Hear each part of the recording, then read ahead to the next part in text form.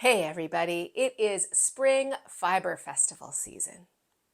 And last Saturday, I headed up Route 270 to Frederick Fiber Fest. So in this episode, I am going to share with you a whole bunch of hand-dyed, farm-raised, small batch, woolly and yarny goodness. And in a way, it's a bit of a preview for next weekend's Maryland Sheep and Wool Festival and Yarn Centric. So let's go have some fun at the Frederick Fiber Fest. Hi, I'm Melanie, and you're watching Yarn Journeys. I'm an avid knitter, an enthusiastic spinner, and a sometime sewist. I live in Arlington, Virginia, just outside of Washington, D.C. Welcome back to those of you who have seen some of my videos before, and if you are new to Yarn Journeys, I am so glad you found me. So here's what's up for today's episode.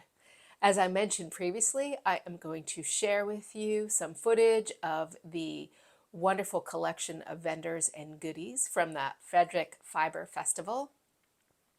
And I'll also do the usual show and tell of progress on my current projects. So please get comfy, grab a beverage if you like, and we'll get started. The Frederick Fiber Fest is held twice a year, once in April and again in October. And it's held at the Frederick County Fairgrounds in Maryland. It's easily reachable from both the Baltimore and DC metro area, being about an hour's drive away from both. Because there's lots of overlap with exhibitors at Maryland Sheep and Wool and Yarn Centric, which are both happening next weekend, the Frederick Fiber Fest is almost a preview event. At least I kind of saw it that way. In the footage I am about to show you, I will note which vendors are going to be at Maryland Sheep and Wool, or if they're going to be at Yarn Centric. I was not able to get footage of all the vendors and exhibitors I saw at the Frederick Fiber Fest. First, because there was actually quite a few people there. It was quite crowded with lots of people enjoying all the yarny goodness on offer. But also, if I did that, this would be an incredibly long video. There were about 3 long barns worth of vendors and exhibitors. By the way, I did make a list of what I thought I might want to purchase at the Fiber Fest before I went, per the guidelines I set out in my last episode. And I guess you'll be able to see how I did on that. The first vendor I came to was BELLE Farm, which had some gorgeous fleeces, both raw and washed, and some amazing rovings for sale.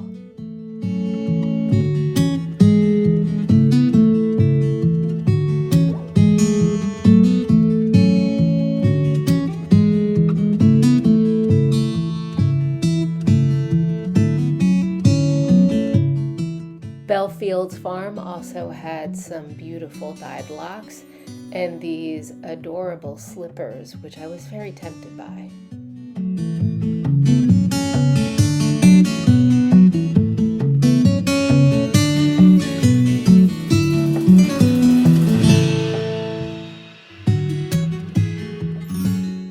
And I was not able to resist getting this lovely bump of Jacob roving.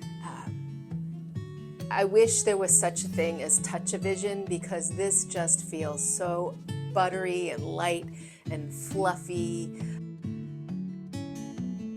You Knit and Sew, in addition to these fun project bags, had some beautiful hand-dyed yarn for sale.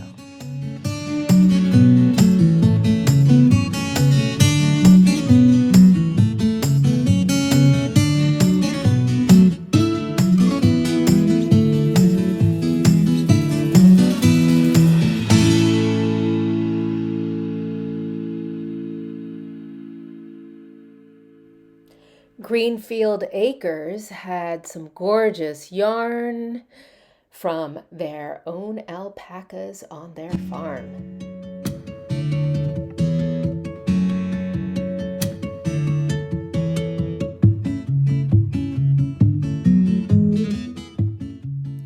Lazy O Ranch is a Coopworth sheep farm and yarn dyer from central Pennsylvania that came down for the show. I'm so bummed that I didn't catch the name of the vendor for these adorable project bags, but they also had some lovely yarn, and I hope to see them again soon.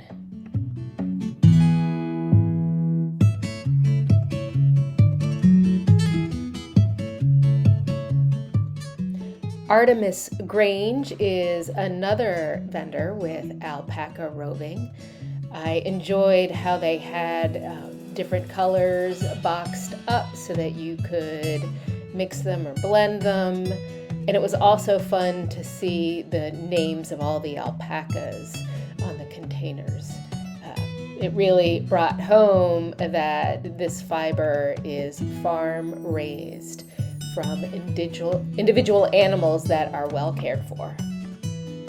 And there were Viking age reenactors who were showing the various crafts and fiber arts from that era.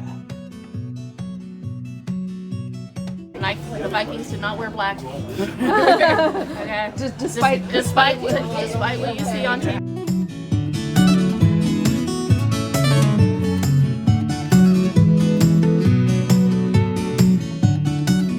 This is actually an Icelandic fleece. Okay. So what I'm doing right now is I'm weaving in, an Icelandic fleece is a dual-coated fleece. Right. So the short, hairy, warm, hefty fibers are used more for your weft when you're weaving. Yep. And I'm using the guard hairs. So I'm making a varfelder, which is a pile weave cloak. Okay. So what you do is you have rows of tabby weave in between, and then you have then you put in a row of the guard hair fibers, and then you do a few more rows of tabby, and then you insert the guard hairs again, and this will make a pile weave or varfelder cloak. So will it kind of look like what Jon Snow is wearing? And Something like that. Okay. It'll also look like a flaccati, which you can sometimes you can get them from Norway and other countries like that because they're still doing this. Passionates, who offers beautiful hand-dyed yarns, will be at Yarn Centric this year.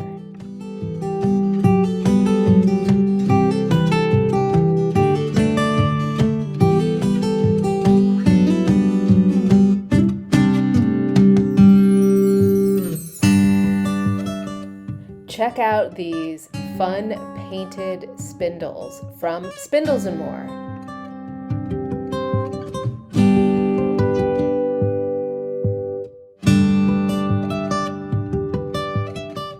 COLORWAE Fiber Arts makes gorgeous hand-dyed yarn and roving, and they will be at Maryland Sheep and Wool.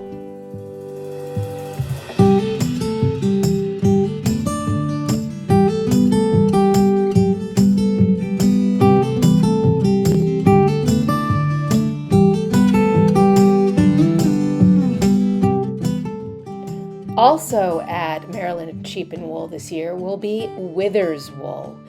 That has beautiful farm-grown fiber and some amazing art yarn. The craftsmanship that goes into this yarn and the gorgeousness of the fiber is truly astounding.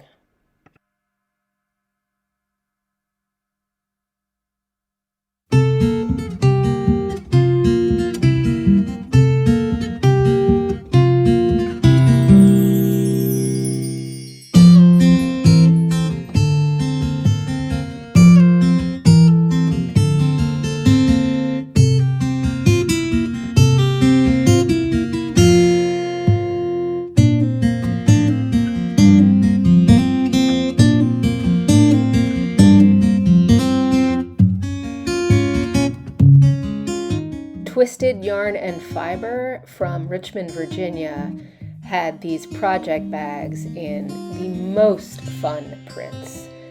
I enjoyed checking out each and every one of them.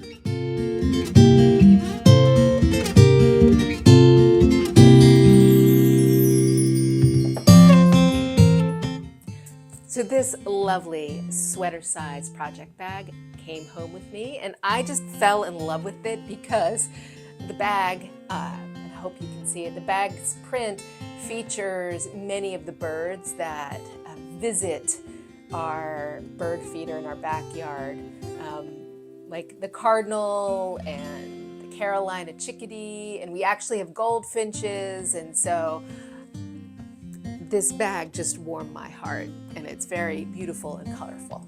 So, YOUGHIOGHENY yarns had some amazing tweedy hand-dyed skeins that were just gorgeous.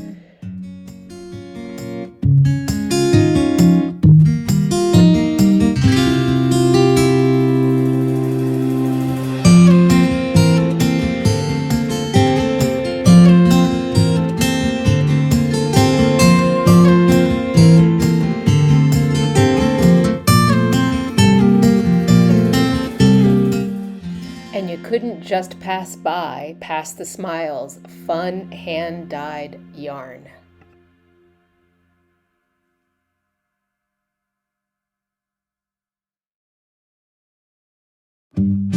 Wool and vinyl is just so much fun with their psychedelic colors and beautiful hand-dyed skeins.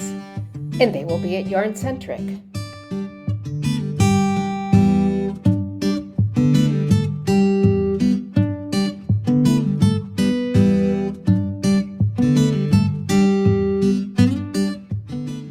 Playful ceramics maker CLAYMONSTER pottery will be at Maryland Sheep and Wool.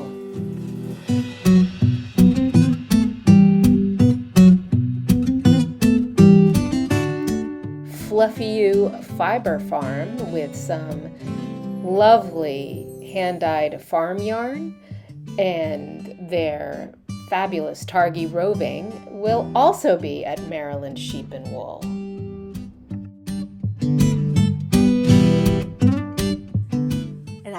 Couldn't help but take home with me another bump of fiber to play with, this lovely soft and fluffy targy roving.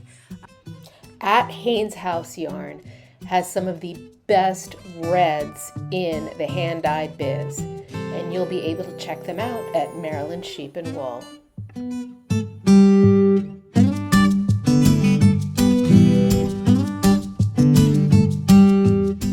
Yarn Heroes Merge Sport was the hero of my recently completed plus shawl, and they have some new shades to share, and they'll be at Maryland Sheep and Wool.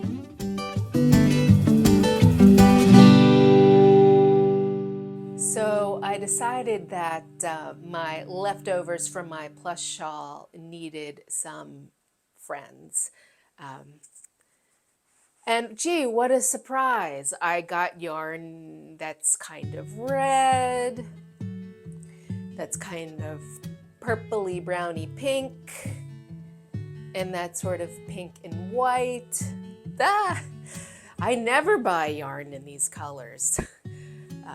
I frequently buy yarn in these colors. Anyway, I think this might be fun for another Andrea Mowry shawl or cowl or something, but aren't they pretty? I just think Yarn Hero is really well made, variegated yarn, and the value is wonderful. So highly recommend Yarn Hero. And by the way, Yarn Hero will be at Maryland Sheep and Wool. I love how FIBERNYMPH Dye Works had these fun variegated yarns and displayed them in buckets. They were so cute to look at.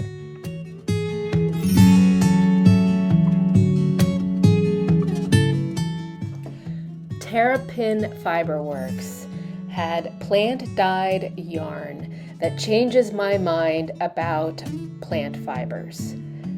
Just gorgeous the way these 100% plant fiber yarns take to the dye and the colorways of this fiber artist. Just incredible.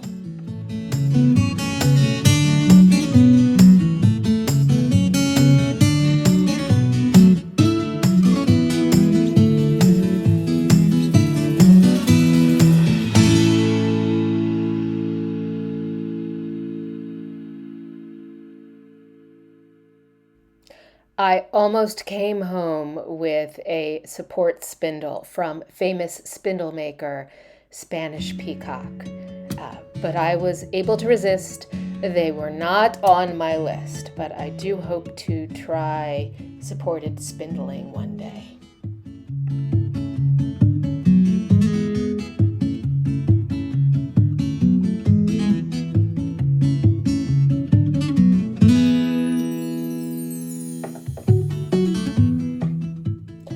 Finally, 29 Bridges and their fabulous hand-dyed yarn will be at Yarn Centric.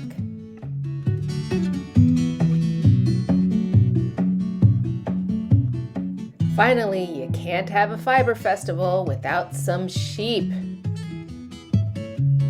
If you are liking the show, please do hit the thumbs up button and give it a like.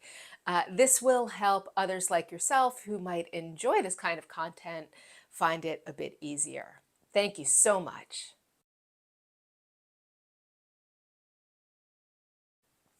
And now it's time for show and tell. So first, I have an additional acquisition to share with you. At my monthly knitting group, a friend told me that, hey, Brooklyn Tweed is having a warehouse sale. And so I indulged a bit. I would really like to make a summer knitted top, like in a t-shirt kind of way. And Brooklyn Tweed's Dapple is a 60% merino, 40% cotton, tonally dyed yarn. So I got a sweater's quantity in the color Current. I think it was maybe 40% off. So anyway, so I will be working on a knitted t-shirt sometime soon. I'm eager to see if I will enjoy knitting with a cotton and wool blend more than just knitting with cotton by itself. I tried that many years ago, and I didn't find knitting cotton very fun because it doesn't really stretch, and I found it a bit hard on my hands. So I expect that this is going to be very different. I will let you know. So of course, the big work in progress continues to be my husband's Gib II sweater. The pattern is by Andrea Mowry, and I am knitting it up in Hudson and West's Forge in the color Lake. If I hold it up, I'm gonna completely block the camera, but as you can see, I've got the body completely done. I have one sleeve done, and I am now just started an inch or two into the second sleeve. So far, so good.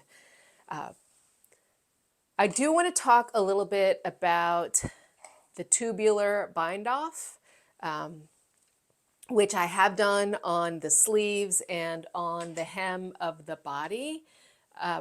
So you do it, the hem is a 2x2 rib, and then you reorder the 2x2 rib into a 1x1 rib in one round.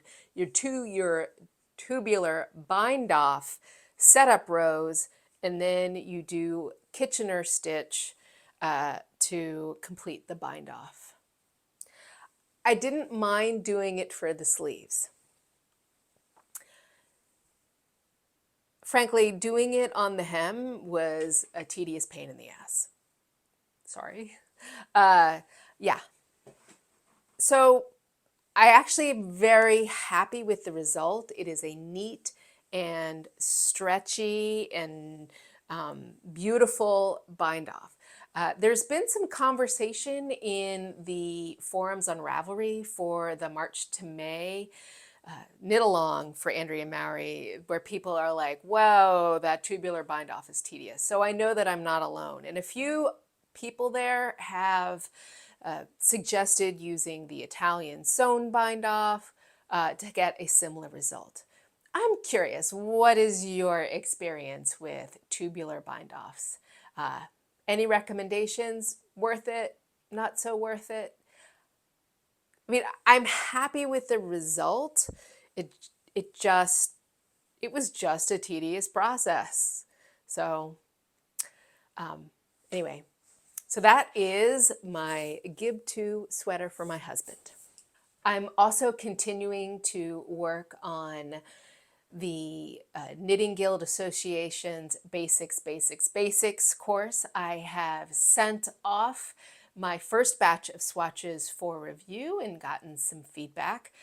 Not surprisingly, many of the comments were that I have some work to do on tension. I am going to talk more about that in future episodes, so please do stay tuned.